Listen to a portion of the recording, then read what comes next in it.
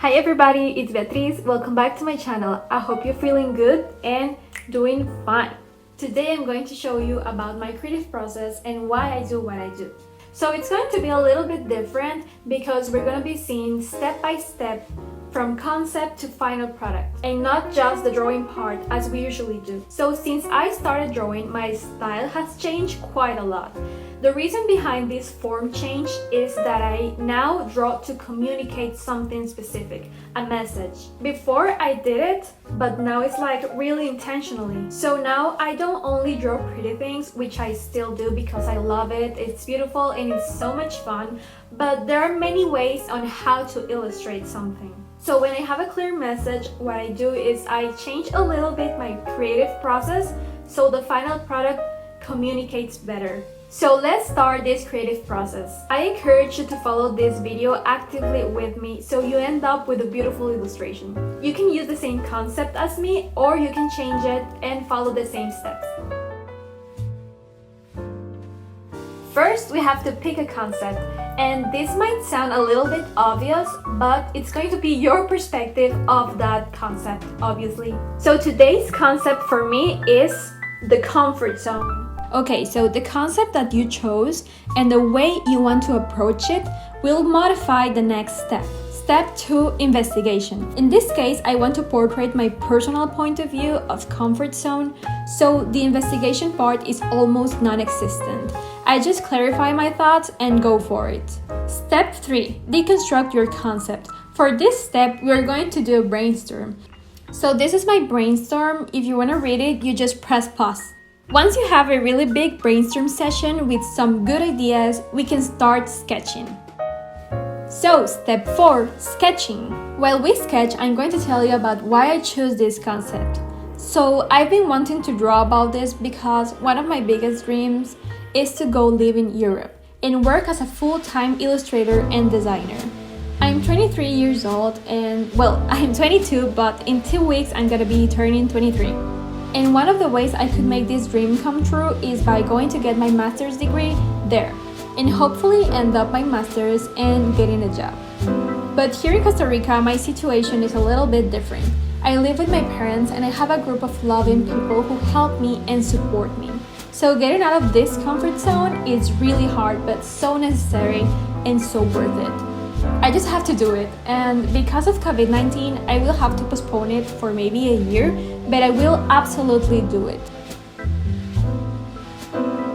If you're liking this video, don't forget to give it some love and subscribe to my channel if you want to keep seeing more of my content.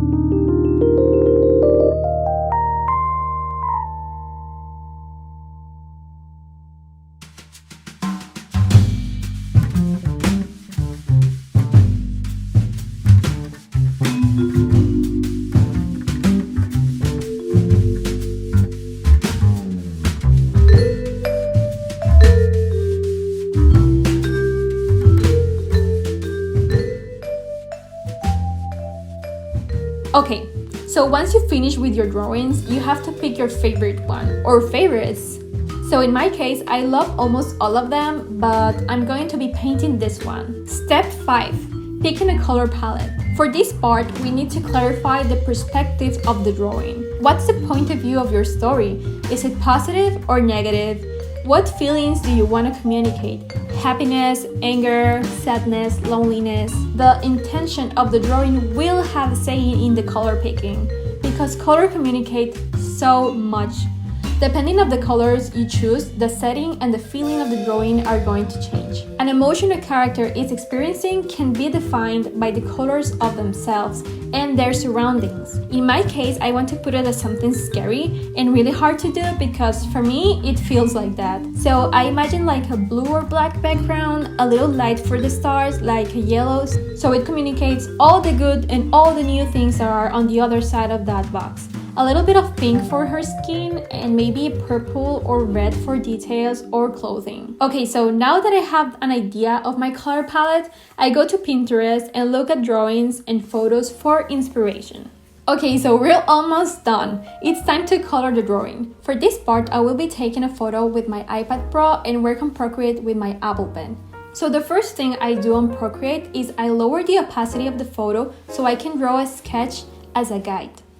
Then I'm going to upload the images from Pinterest and make a new color palette based on the photos. And then we just start coloring.